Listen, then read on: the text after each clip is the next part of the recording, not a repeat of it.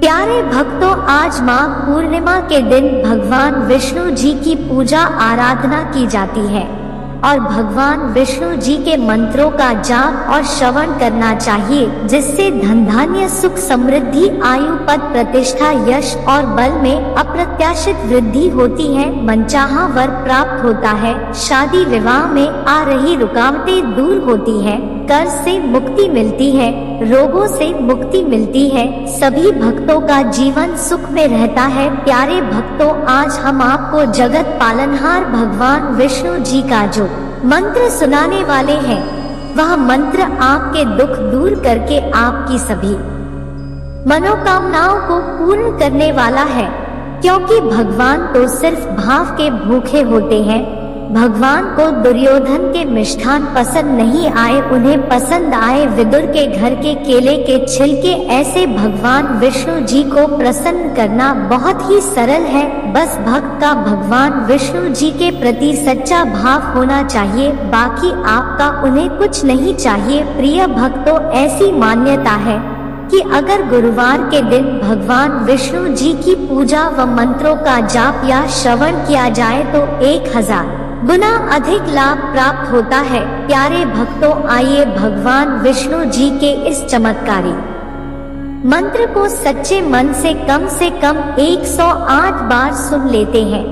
लेकिन उससे पहले सभी भक्तों से एक छोटा सा निवेदन है कि अगर वीडियो पसंद आए तो वीडियो को दिल से एक लाइक अवश्य करें और आगे भी ऐसे ही वीडियो देखने के लिए हमारे चैनल ओम मंत्र को सब्सक्राइब करके कमेंट में जय लक्ष्मी नारायण लिखना बिल्कुल ना भूले। तो प्रिय भक्तों, मंत्र है अच्युतं केशवं राम नारायणं कृष्ण दामोदरं वासुदेवं हरिं श्रीधरं माधवं गोपिकावल्लभं जानकीनायकं रामचन्द्रं भजे। अच्युतं केशवं राम नारायणं कृष्ण दामोदरं वासुदेवं हरिं श्रीधरं माधवं गोपिकावल्लभं जानकीनायकं रामचन्द्रं भजे। अच्युतं केशवं राम नारायणं कृष्ण दामोदरं वासुदेवं हरिं श्रीधरं माधवं गोपिकावल्लभं जानकीनायकं रामचन्द्रं भजे। अच्युतं केशवं राम नारायणं कृष्ण दामोदरं वासुदेवं हरिं श्रीधरं माधवं गोपिकावल्लभं जानकीनायकं रामचन्द्रं भजे। अच्युतं केशवं राम नारायणं कृष्ण दामोदरं वासुदेवं हरिं श्रीधरं माधवं गोपिकावल्लभं जानकीनायकं रामचन्द्रं भजे। अच्युतं केशवं राम नारायणं कृष्ण दामोदरं वासुदेवं हरिं श्रीधरं माधवं गोपिकावल्लभं जानकीनायकं रामचन्द्रं भजे। अच्युतं केशवं राम नारायणं कृष्ण दामोदरं वासुदेवं हरिं श्रीधरं माधवं गोपिकावल्लभं जानकीनायकं रामचन्द्रं भजे। अच्युतं केशवं राम नारायणं कृष्ण दामोदरं वासुदेवं हरिं श्रीधरं माधवं गोपिकावल्लभं जानकीनायकं रामचन्द्रं भजे। अच्युतं केशवं रामनारायणं कृष्णदामोदरं वासुदेवं हरिं श्रीधरं माधवं गोपिकावल्लभं जानकीनायकं रामचन्द्रं भजे। अच्युतं केशवं रामनारायणं कृष्णदामोदरं वासुदेवं हरिं श्रीधरं माधवं गोपिकावल्लभं जानकीनायकं रामचन्द्रं भजे। अच्युतं केशवं रामनारायणं कृष्णदामोदरं वासुदेवं हरिं श्रीधरं माधवं गोपिकावल्लभं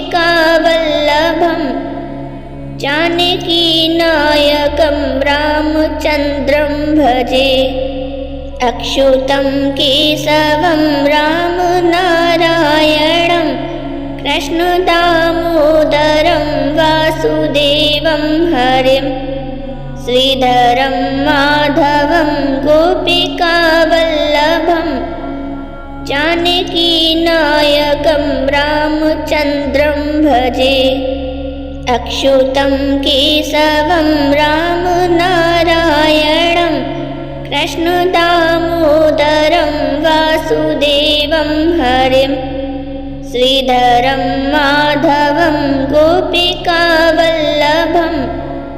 जानकीनायकं रामचन्द्रं भजे। अच्युतं केशवं रामनारायणं कृष्णदामोदरं वासुदेवं हरिं श्रीधरं माधवं गोपिकावल्लभं जानकीनायकं रामचन्द्रं भजे। अच्युतं केशवं रामनारायणं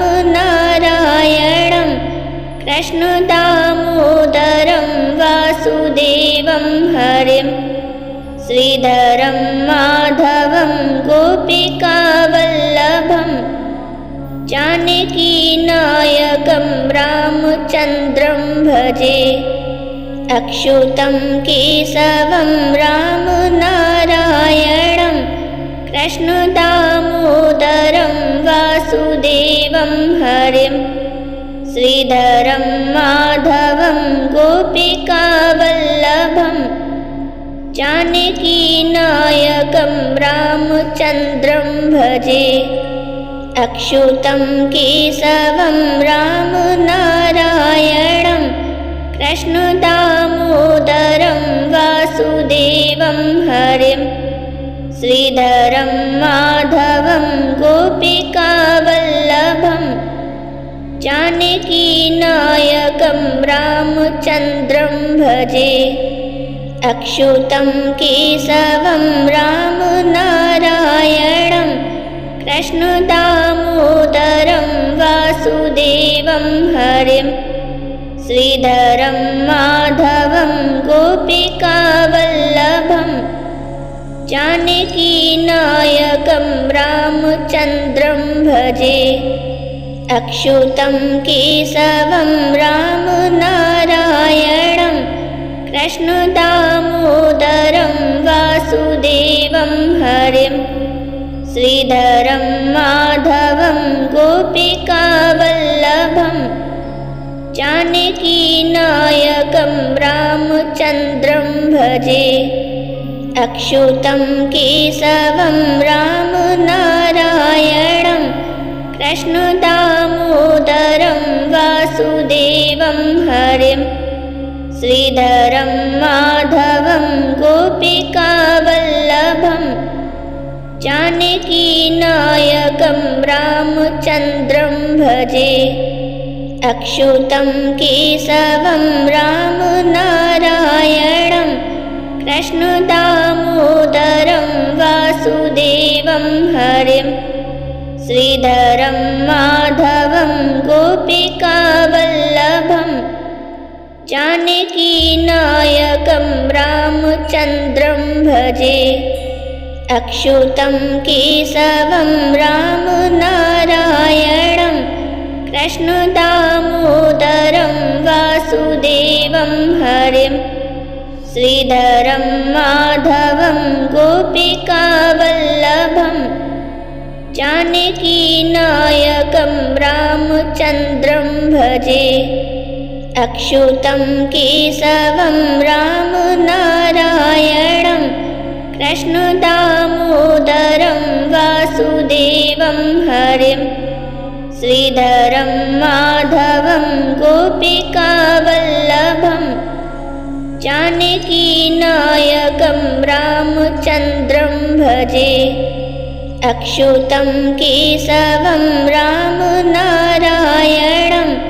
कृष्णदामोदरं वासुदेवं हरिं श्रीधरं माधवं गोपिकावल्लभं जानकीनायकं रामचन्द्रं भजे अच्युतं केशवं रामनारायणं कृष्णदामोदरं वासुदेवं हरिं श्रीधरं माधवं गोपिकावल्लभं जानकीनायकं रामचन्द्रं भजे अच्युतं केशवं रामनारायणं कृष्णदामोदरं वासुदेवं हरिं श्रीधरं माधवं गोपिकावल्लभं जानकीनायकं रामचन्द्रं भजे अच्युतं केशवं रामनारायणं कृष्णदामोदरं वासुदेवं हरिं श्रीधरं माधवं गोपिकावल्लभं जानकीनायकं रामचन्द्रं भजे अच्युतं केशवं रामनारायणं कृष्णदामोदरं वासुदेवं हरिं श्रीधरं माधवं गोपिकावल्लभं जानकीनायकं रामचन्द्रं भजे अच्युतं केशवं रामनारायणं कृष्णदामोदरं वासुदेवं हरिं श्रीधरं माधवं गोपिकावल्लभं जानकीनायकं रामचन्द्रं भजे अच्युतं केशवं रामनारायणं कृष्णदामोदरं वासुदेवं हरिं श्रीधरं माधवं गोपिकावल्लभं जानकीनायकं रामचन्द्रं भजे अच्युतं केशवं रामनारायणं कृष्णदामोदरं वासुदेवं हरिं श्रीधरं माधवं गोपिकावल्लभं जानकीनायकं रामचन्द्रं भजे अच्युतं केशवं रामनारायणं कृष्णदामोदरं वासुदेवं हरिं श्रीधरं माधवं गोपिकावल्लभं जानकीनायकं रामचन्द्रं भजे अच्युतं केशवं रामनारायणं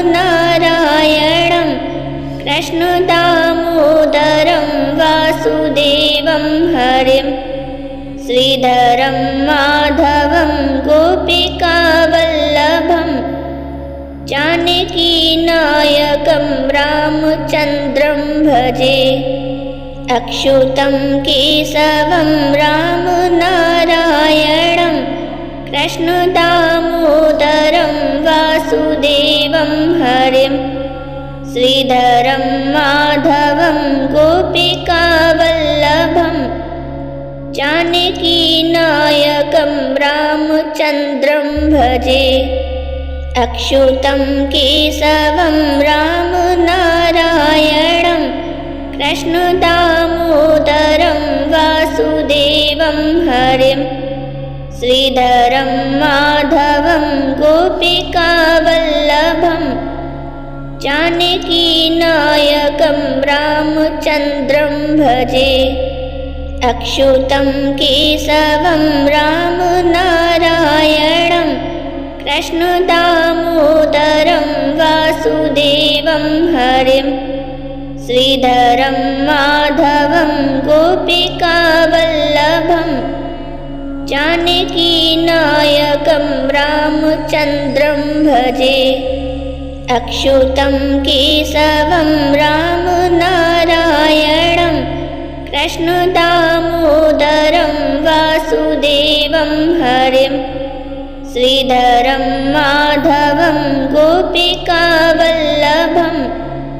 जानकीनायकं रामचन्द्रं भजे। अच्युतं केशवं रामनारायणं कृष्णदामोदरं वासुदेवं हरिं श्रीधरं माधवं गोपिकावल्लभं जानकीनायकं रामचन्द्रं भजे। अच्युतं केशवं रामनारायणं कृष्णदामोदरं वासुदेवं हरिं श्रीधरं माधवं गोपिकावल्लभं जानकीनायकं रामचन्द्रं भजे। अच्युतं केशवं रामनारायणं कृष्णदामोदरं वासुदेवं हरिं श्रीधरं माधवं गोपिकावल्लभं जानकीनायकं रामचन्द्रं भजे। अच्युतं केशवं रामनारायणं कृष्णदामोदरं वासुदेवं हरिं श्रीधरं माधवं गोपिकावल्लभं जानकीनायकं रामचन्द्रं भजे। अच्युतं केशवं रामनारायणं कृष्णदामोदरं वासुदेवं हरिं श्रीधरं माधवं गोपिकावल्लभं जानकीनायकं रामचन्द्रं भजे। अच्युतं केशवं रामनारायणं कृष्णदामोदरं वासुदेवं हरिं श्रीधरं माधवं गोपिकावल्लभं जानकीनायकं रामचन्द्रं भजे। अच्युतं केशवं रामनारायणं कृष्णदामोदरं वासुदेवं हरिं श्रीधरं माधवं गोपिकावल्लभं जानकीनायकं रामचन्द्रं भजे। अच्युतं केशवं रामनारायणं कृष्णदामोदरं वासुदेवं हरिं श्रीधरं माधवं गोपिकावल्लभं जानकीनायकं रामचन्द्रं भजे। अच्युतं केशवं रामनारायणं कृष्णदामोदरं वासुदेवं हरिं श्रीधरं माधवं गोपिकावल्लभं जानकीनायकं रामचन्द्रं भजे। अच्युतं केशवं रामनारायणं कृष्णदामोदरं वासुदेवं हरिं श्रीधरं माधवं गोपिका जानकीनायकं रामचन्द्रं भजे।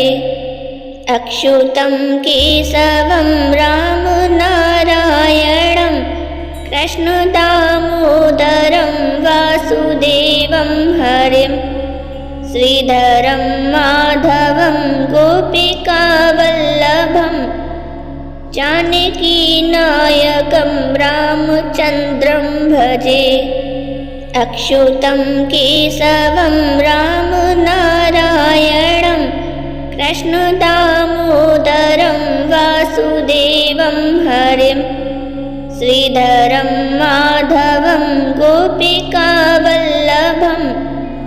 जानकीनायकं रामचन्द्रं भजे। अच्युतं केशवं रामनारायणं कृष्णदामोदरं वासुदेवं हरिं श्रीधरं माधवं गोपिकावल्लभं जानकीनायकं रामचन्द्रं भजे। अच्युतं केशवं रामनारायणं कृष्णदामोदरं वासुदेवं हरिं श्रीधरं माधवं गोपिकावल्लभं जानकीनायकं रामचन्द्रं भजे। अच्युतं केशवं रामनारायणं कृष्णदामोदरं वासुदेवं हरिं श्रीधरं माधवं गोपिकावल्लभं जानकीनायकं रामचन्द्रं भजे। अच्युतं केशवं रामनारायणं कृष्णदामोदरं वासुदेवं हरिं श्रीधरं माधवं गोपिकावल्लभं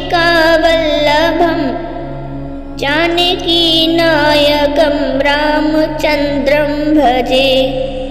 अच्युतं केशवं रामनारायणं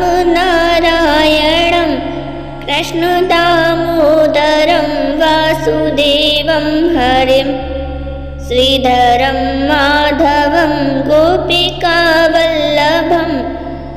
जानकीनायकं रामचन्द्रं भजे। अच्युतं केशवं रामनारायणं कृष्णदामोदरं वासुदेवं हरिं श्रीधरं माधवं गोपिकावल्लभं जानकीनायकं रामचन्द्रं भजे। अच्युतं केशवं रामनारायणं कृष्णदामोदरं वासुदेवं हरिं श्रीधरं माधवं गोपिकावल्लभं जानकीनायकं रामचन्द्रं भजे। अच्युतं केशवं रामनारायणं कृष्णदामोदरं वासुदेवं हरिं श्रीधरं माधवं गोपिकावल्लभं जानकीनायकं रामचन्द्रं भजे। अच्युतं केशवं रामनारायणं कृष्णदामोदरं वासुदेवं हरिं श्रीधरं माधवं गोपिकावल्लभं जानकीनायकं रामचन्द्रं भजे। अच्युतं केशवं रामनारायणं कृष्णदामोदरं वासुदेवं हरिं श्रीधरं माधवं गोपिकावल्लभं जानकीनायकं रामचन्द्रं भजे। अच्युतं केशवं रामनारायणं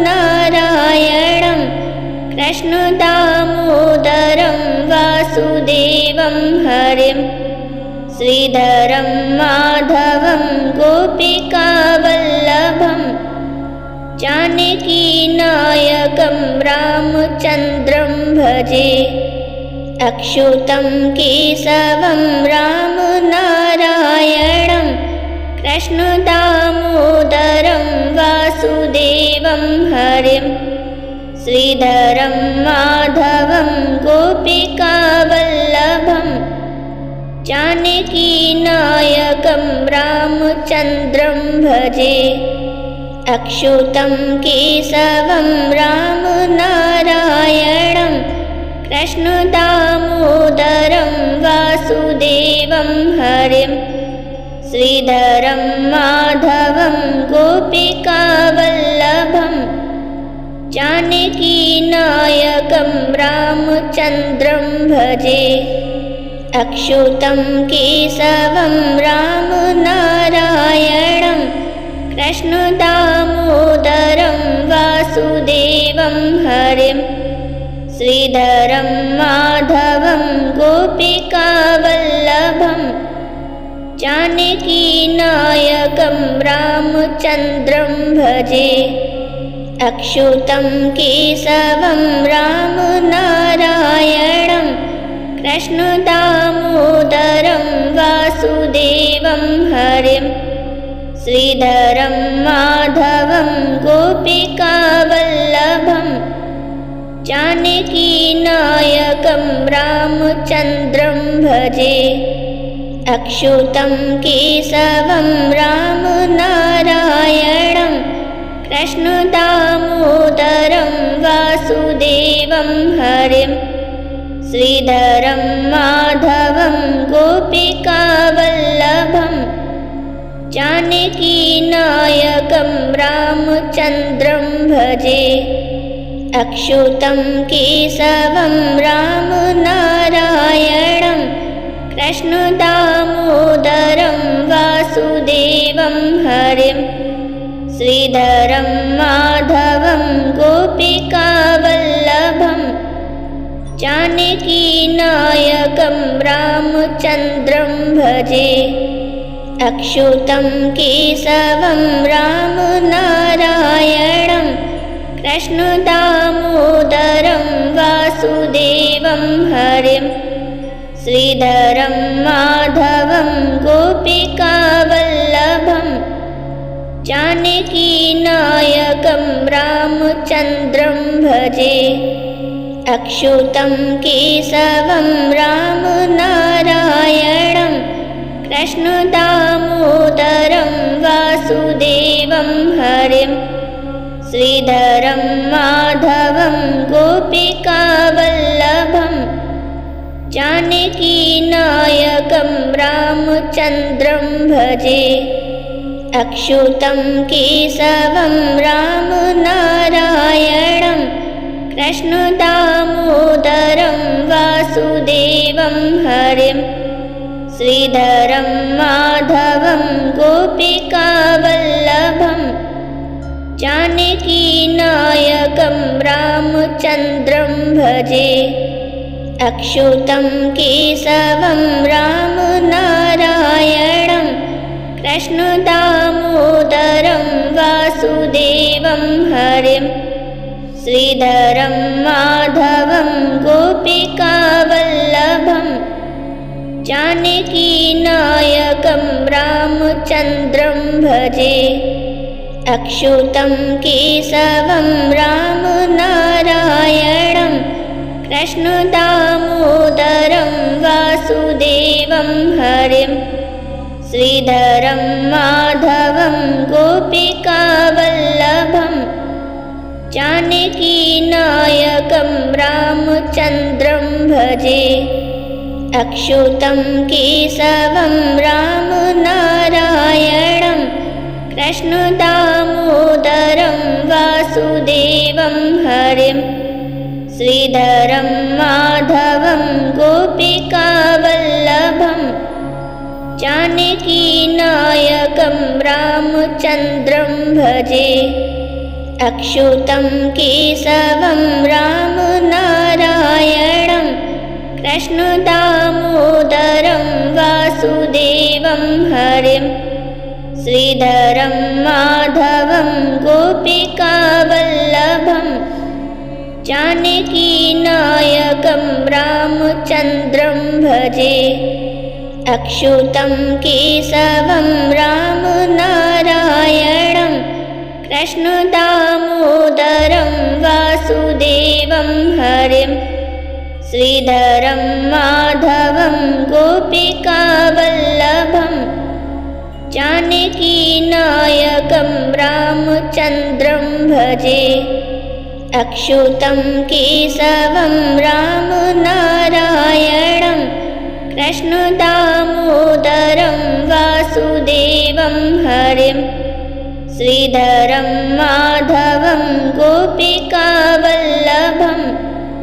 जानकीनायकं रामचन्द्रं भजे अच्युतं केशवं रामनारायणं कृष्णदामोदरं वासुदेवं हरिं श्रीधरं माधवं गोपिकावल्लभं जानकीनायकं रामचन्द्रं भजे अच्युतं केशवं रामनारायणं कृष्णदामोदरं वासुदेवं हरिं श्रीधरं माधवं गोपिकावल्लभं जानकीनायकं रामचन्द्रं भजे अच्युतं केशवं रामनारायणं कृष्णदामोदरं वासुदेवं हरिं श्रीधरं माधवं गोपिकावल्लभं जानकीनायकं रामचन्द्रं भजे अच्युतं केशवं रामनारायणं कृष्णदामोदरं वासुदेवं हरिं श्रीधरं माधवं गोपिकावल्लभं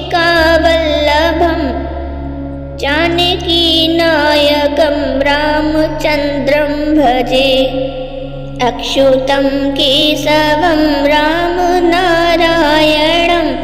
कृष्णदामोदरं वासुदेवं हरिं श्रीधरं माधवं गोपिकावल्लभं जानकीनायकं रामचन्द्रं भजे अच्युतं केशवं रामनारायणं कृष्णदामोदरं वासुदेवं हरिं श्रीधरं माधवं गोपिकावल्लभं जानकीनायकं रामचन्द्रं भजे अच्युतं केशवं रामनारायणं कृष्णदामोदरं वासुदेवं हरिं श्रीधरं माधवं गोपिकावल्लभं जानकीनायकं रामचन्द्रं भजे अच्युतं केशवं रामनारायणं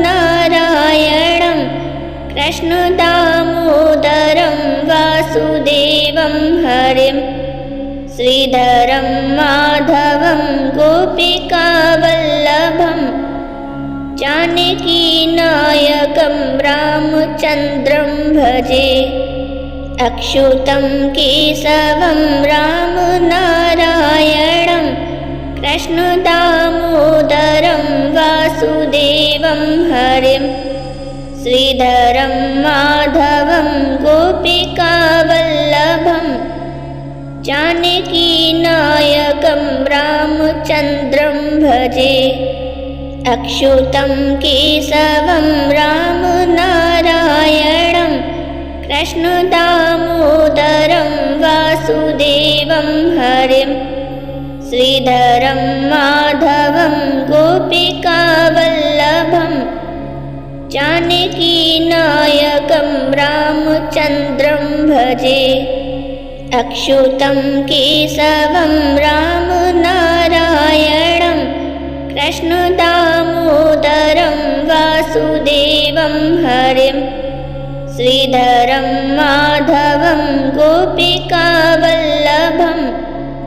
जानकीनायकं रामचन्द्रं भजे।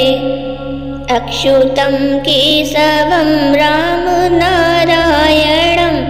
कृष्णदामोदरं वासुदेवं हरिं श्रीधरं माधवं गोपिकावल्लभं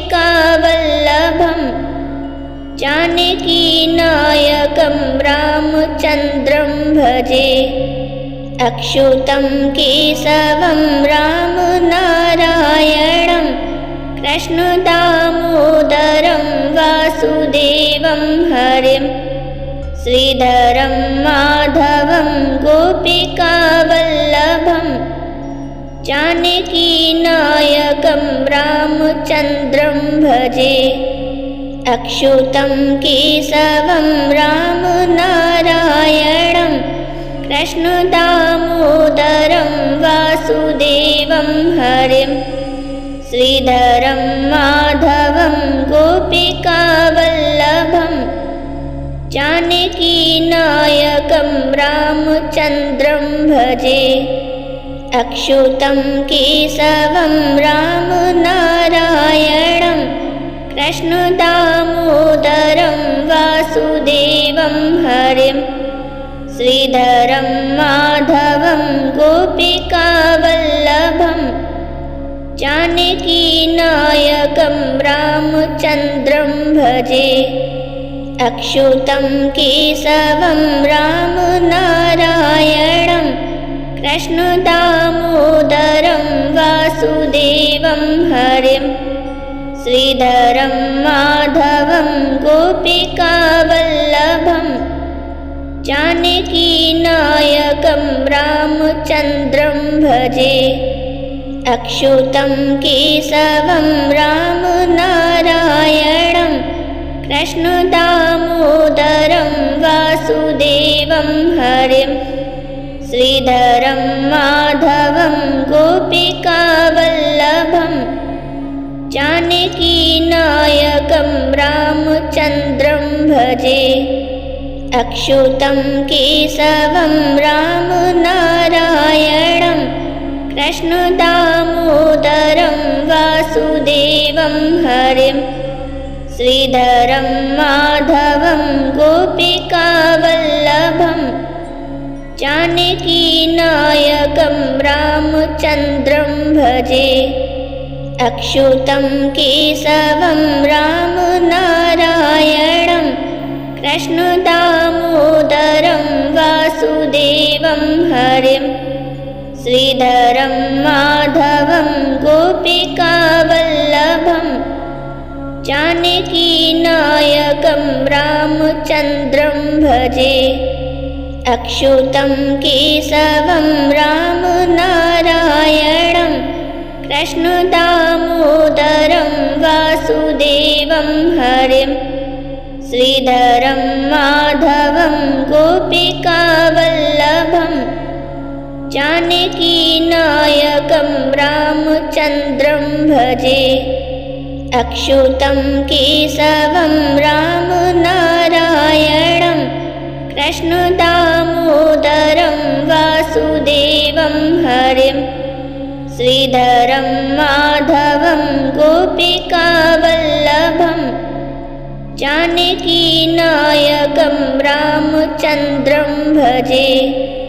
अच्युतं केशवं रामनारायणं कृष्णदामोदरं वासुदेवं हरिं श्रीधरं माधवं गोपिकावल्लभं जानकीनायकं रामचन्द्रं भजे। अच्युतं केशवं रामनारायणं कृष्णदामोदरं वासुदेवं हरिं श्रीधरं माधवं गोपिकावल्लभं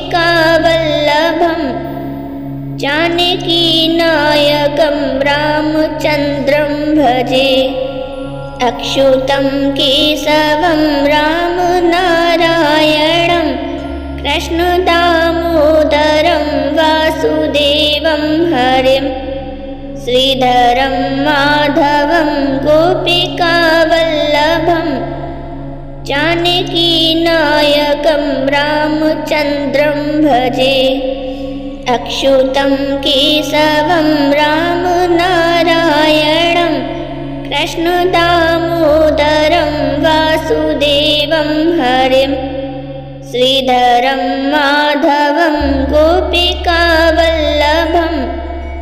जानकीनायकं रामचन्द्रं भजे अच्युतं केशवं रामनारायणं कृष्णदामोदरं वासुदेवं हरिं श्रीधरं माधवं गोपिकावल्लभं जानकीनायकं रामचन्द्रं भजे अच्युतं केशवं रामनारायणं कृष्णदामोदरं वासुदेवं हरिं श्रीधरं माधवं गोपिकावल्लभं जानकीनायकं रामचन्द्रं भजे अच्युतं केशवं रामनारायणं कृष्णदामोदरं वासुदेवं हरिं श्रीधरं माधवं गोपिकावल्लभं जानकीनायकं रामचन्द्रं भजे अच्युतं केशवं रामनारायणं कृष्णदामोदरं वासुदेवं हरिं श्रीधरं माधवं गोपिकावल्लभं जानकीनायकं रामचन्द्रं भजे अच्युतं केशवं रामनारायणं कृष्णदामोदरं वासुदेवं हरिं श्रीधरं माधवं गोपिकावल्लभं जानकीनायकं रामचन्द्रं भजे अच्युतं केशवं रामनारायणं कृष्णदामोदरं वासुदेवं हरिं श्रीधरं माधवं गोपिकावल्लभं जानकीनायकं रामचन्द्रं भजे अच्युतं केशवं